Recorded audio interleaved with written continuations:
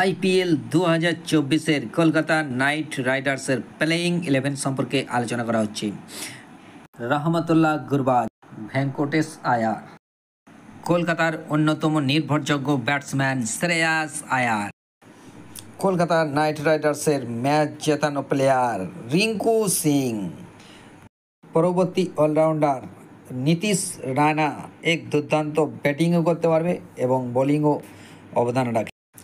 Next player কলকাতার West ইন্ডিজের Andre Russell, একাই ম্যাচ জেতানোর ক্ষমতা রাখে, ক্রিজে টিকে গেলে আর কাউকে তোয়াক্কা করে না, সমস্ত বোলারকেই তুলোধনা করেছে। ওয়েস্ট ইন্ডিজের আরেক দুর্ধর্ষ বোলিং সুনীল নারিন, নীরব থাকেন কিন্তু তিনি উইকেট নিয়ে নেন। অস্ট্রেলিয়ার এক দুর্ধর্ষ বোলিং মিচেল স্টার্ক, কলকাতার অন্যতম bowler fast bowler Varun Chakravarthy, তিনি আগুন ঝরানো বোলিং করেন।